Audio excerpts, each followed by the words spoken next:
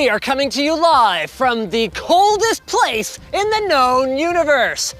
Well, near it anyway. What would you say if I told you that the headquarters for D-Wave, the world leader in commercial quantum computing systems, is a stone's throw from our warehouse? And what would you say if I told you that they invited us in for a behind-the-scenes tour? Well, Linus, I'd probably say that's exactly what I was expecting, given the title and thumbnail of this video. Stop wasting my time. Got it. Let's go!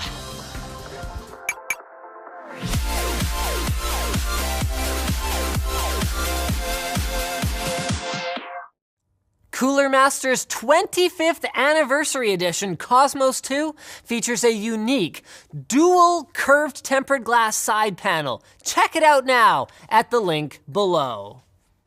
So in 2007, D-Wave introduced their first quantum processor. Now, with only 16 qubits, it wasn't especially powerful, but the point wasn't whether you could or couldn't solve the same problems with a pencil and a piece of paper.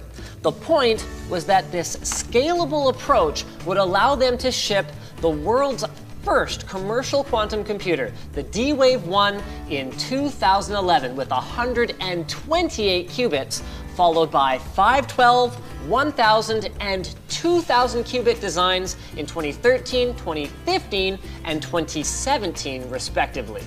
And adding more qubits is the key to increasing performance, because the more qubits you add, the more complex the problems that you can tackle. You see, quantum computing doesn't work like classical computing with ones and zeros, where you feed it a question and then it spits out an answer. Instead, a quantum processor takes all of the parameters you feed it and works on every solution, pointing you at one or two or maybe even more optimal solutions.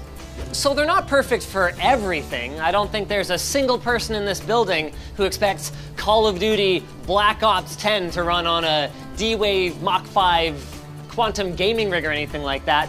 But for scheduling out a sports team's games over the course of a season, for tackling problems like logistics, climate change, and energy distribution, or for conducting AI research, these puppies right here have the potential to completely disrupt the existing players. So then let's go have a look at one, shall we? Now, there are only a handful of customers in the world who have actually ponied up the price of a D-Wave system, including high rollers like Lockheed Martin, Los Alamos National Lab, Google, and NASA. But D-Wave themselves have a handful of their latest generation 2000Q systems running here at their headquarters that are available through the cloud. Just make sure that you don't turn off any of the ones with a delightfully low-tech online sign zip-tied to it. It might be doing very, very important research. So from the outside, a 2000Q doesn't look that different from any other compute cluster with a few black racks. And when you open up door number 1, there's not much at first glance to indicate that there's anything special about it. You'll find a network switch, a UPS for battery backup, a normal server responsible for monitoring some monitoring devices that, wait a minute. 7-8 degrees millikelvin?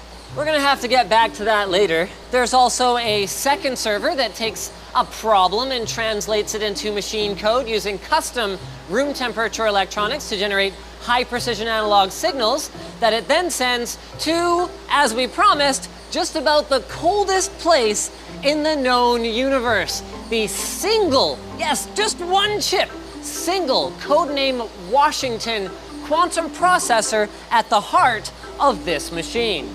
But where exactly is it? It's not behind door 2 or door number 3. Back there, you'll find the first and second stage pumps that are used to create a vacuum around the processor to thermally insulate it and its cooling system from the outside world, as well as a compressor for the aforementioned cooling system. And you also won't find it in this barrel-shaped doodad. That is actually a liquid nitrogen filter that removes impurities from the coolant mixture of helium-3 and helium-4 isotopes, and is one of the things that allows D-Wave systems to run for years at a time. A critical feature, given that the chip kind of locks into a certain configuration once it's supercooled. And if you heat one of these puppies up back to room temperature, it can take up to 2 days to cool it back down and up to 4 weeks to finish the rebalancing or recalibration process. No, to find the actual processor, we have to go past this first door on the left here that handles connecting the all business racks at the front to the giant box here that was hiding in plain sight that I'll be referring to as the party in the back, or per D-Wave's gentle suggestion, the shielded enclosure. This right here is effectively a big Faraday cage and the first of 16 layers of shielding that are designed to shield the power lines and preserve the integrity of the signals to and from the quantum processor to the greatest degree possible. And that was a very intentional pun, by the way. Now, normally these rooms are closed and there is a series of casings on top of this apparatus here to maintain the vacuum around what is effectively the motherboard of our quantum computer. But they had one open for maintenance today, so we got to get up close and personal. The thing is peppered with probes and sensors, heat exchangers, data wires, but the 5 big plates are really the main attraction here. Each of them represents a different stage of the cooling system. The top one gets signals from the outside world on copper wires and runs at a frosty 70 degrees Kelvin. The next one down uses the same fridge and these braided copper conductors to get down to 4 degrees Kelvin, which is both low enough to condense helium to a liquid and to switch over from copper wires to the superconductor niobium. The middle plate here uses vacuumed helium-4 to drop our signal wires to 1 degree Kelvin.